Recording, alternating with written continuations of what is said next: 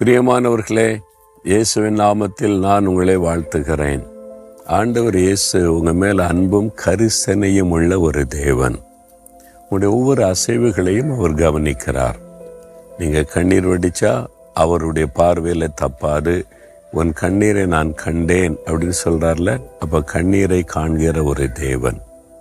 ஆனால் இங்கே ஒரு பக்தன் சொல்கிறாரு, 6ஆம் சங்கீதம் 8ஆம் வசனத்தில், கர்த்தர் என் அழுகையின் சத்தத்தை கேட்டார் என்பதாய் சொல்றார்.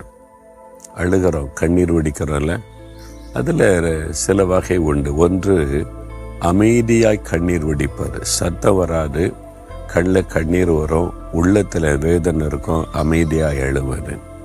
சிலர் மற்றவர்களுக்கு தெரிந்து விடக்கூடாது என்பதற்காக படுக்கையை கண்ணீரினால் நனைப்பாங்க, தலையணையை கண்ணீரினால் நனைப்பாங்க.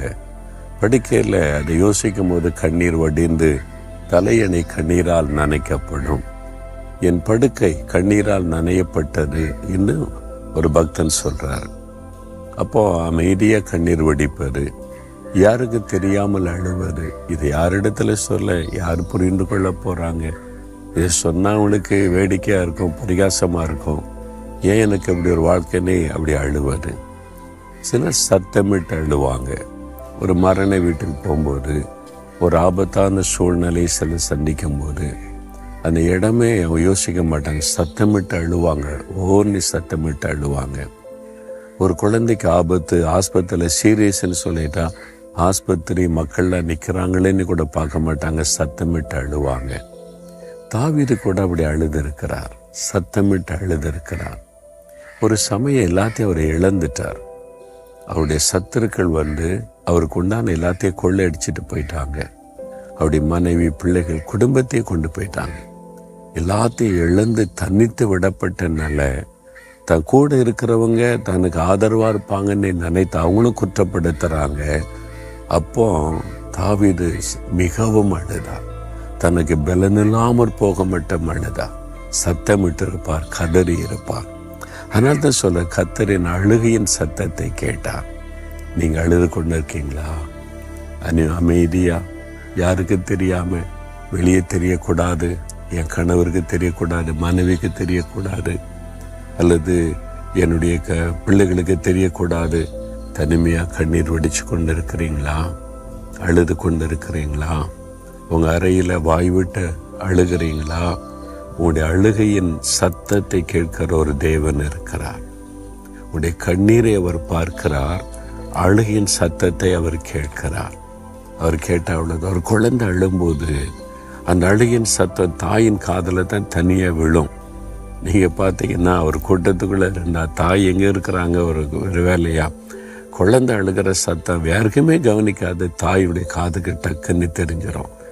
ஏன்னா அந்த தாய் கிச்சனில் வேலை செய்து கொண்டு இருந்தாலும் அவருடைய எண்ணம் அந்த குழந்தை மேலே இருக்கும். குழந்தை தூங்கிக்கிட்டு இருக்குது, பத்திரமா இருக்கணும், திடீர்னு எதுவும் ஆயிடக்கூடாது, அதாவது அழுகிற ஒரு சத்தம் கேட்டக்கூடாது. இதுக்காக தாயினுடைய இருதய குழந்தை மேலே இருக்கிறதுனால கிச்சனில் இருந்தாலும் அது பெட்ரூமில் அழுகிற சத்தம் டக்குன்னு தாய்க்கு தெரிஞ்சிடும். குழந்தை அழுகுதுன்னா அங்கே உட்காந்துருப்பாங்க பக்கத்தில், அவங்களுக்கு கூட கேட்காது, தாய்க்கு கேட்கும். ஏன்னா தன்னுடைய குழந்தை, அவருடைய இருதயம் அந்த குழந்தை மேலே இருக்குல்ல. ஆண்டவருடைய இருதயம் நம்ம மேலே இருக்கு, உங்கள் மேலே இருக்குது. என்னுடைய மகன், என்னுடைய மகள். அதனால நீங்கள் அமைதியாக கண்ணீர் ஒடிச்சாலும் தெரியும், சத்தமிட்டு அழுதாலும் அவர் உடனே கவனிப்பார். என் பிள்ளை அழுகுது, என்னுடைய மகள் அழுகிறாளே, என்னுடைய மகன் அழுகிறானே, அந்த சத்தம் உடனே அவருக்கு கேட்டுரும். உடனே அவர் இறங்கி வருவார், அற்புதம் செய்வார். சிலர் அமைதியாக கண்ணீரோட காரியத்தை சொல்லுவாங்க, சிலர் வாய் விட்டு அழுதுருவாங்க. ஒரு சமயம் ஒரு தகப்பனார் அழைத்து கொண்ட வாலிப மகள் வந்தாள். என்னோட அறைக்குள்ள நுழையும் பொழுதே சத்தமிட்டு அழுதாள். சத்தமிட்டு அங்கிள் அப்படின்னு சத்தமிட்டு அழுதாள். இந்த தகப்பனார் தன் மகளை பார்க்கிறார். என் மக கண்ணீரோடு அழுகிறாளேன்னு சொல்லி அந்த தகப்பனுடைய உள்ள அப்படியே பரிதபிக்கிறார். சரி உட்காருமா, என்ன விஷயம் என்று சொல்லி ஆசுவாசப்படுத்தின போது, எனக்கு அம்மா கிடையாது, எங்கள் அப்பா தான் எனக்கு எல்லாமே, என்னை படிக்க வைக்கிறாங்க, காலேஜில் படிக்கிறேன், எங்கள் அப்பாவுக்கு இப்படி ஒரு வியாதி வந்துட்டு இது தீர்க்க முடியாத வியாதின்னு சொல்கிறாங்க. நாங்கள் அப்படின்னு சொல்லி எங்கள் அப்பாவும் இல்லைன்னா நான் என்ன ஆவேன், சத்தமிட்டு அழுதான். அவர் சொல்லும் போதே அழுகை, அந்த சத்தம், அவருடைய கண்ணீர் சத்தம் எழும்புகிறார். நான் சொன்னேன், பயப்படாத, டாக்டர்ஸ் இருக்கிற கண்டிஷனை சொல்லுவாங்க, அவங்க முடிஞ்சதை ஹெல்ப் பண்ணுவாங்க, முடியாத போது மருத்துவத்தால் முடியாத அவ்வளோதான் சொல்லுவாங்க. ஆனால் நம்முடைய தேவன் ஒருவர் இருக்கிறார், அவர் அற்புதம் செய்கிறார். அற்புதம் நான் முடியாததை செய்வது தான் அற்புதம் இல்லை, நடக்காதுன்ற நிறைய காரியத்தை நடத்தி காண்பித்த அற்புதம்.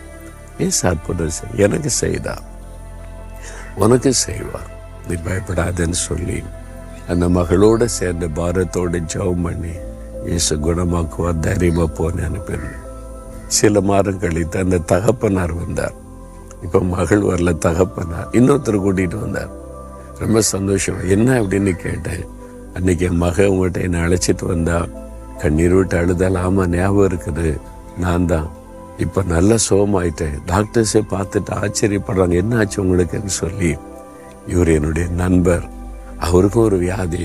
நான் சொன்னேன், இயேசுகிட்ட ஜெபம் பண்ண அவனுக்கு சுகமாயிருன்னு சொல்லி கூட்டிகிட்டு வந்திருக்கிறேன்னு சொன்னார். எவ்வளோ சந்தோஷம் இல்லை. எனக்கு ஞாபகம் வந்தது, அந்த வாலிப மகளுடைய அழுகையின் சத்தத்தை கர்த்தர் கேட்டார். உங்கள் சத்தத்தை தேவன் கவனிக்கிறார். ஒருவேளை யாருக்கும் தெரியாமல் நீங்கள் அமைதியாக அழுது கொண்டிருக்கலாம், முணுமுணுத்து கொண்டே அழுது கொண்டிருக்கலாம். அன்னாள் அப்படி தானே, அப்படியே முணுமுணுத்து கொண்டே அழுது கொண்டு இருந்தாள். அவள் வெளியிலேருந்து பார்த்தா என்ன குடிச்சிருக்கிறாள் அப்படின்னு தோணிச்சு. அந்த மாதிரி அழுது கொண்டு இருந்தாள். கர்த்தர் அந்த அழுகையின் சத்தத்தை கேட்டார். உங்கள் அழுகையின் சத்தத்தை ஆண்டவர் கவனிக்கிறார். உங்களுக்கு அற்புதம் செய்ய போகிறார். உன்னுடைய கண்ணீரை துடைக்க போகிறார். உன்னுடைய வேதனை மாற்றப் போகிறார். விசுவாசிங்க. ஆண்டவரே, இந்த மகளுடைய அழுகையின் சத்தம் உம்முடைய சமூகத்தில் வந்திருக்கிறார். இந்த மகனுடைய கண்ணீரை நீர் கவனிக்கிறேன். இந்த பிள்ளைகளுடைய அழுகையின் சத்தத்தை கேட்டு விட்டீர். நீர் அற்புதம் செய்கிறீர், அற்புதம் செய்கிறீர். அவருடைய கண்ணீரை துடைக்கிறீர். அவங்க அற்புதத்தை காண போறாங்க. நான் விசுவாசிக்கிறேன். இயேசுவின் நாமத்தில் ஜெபிக்கிறேன். ஆமேன், ஆமேன்.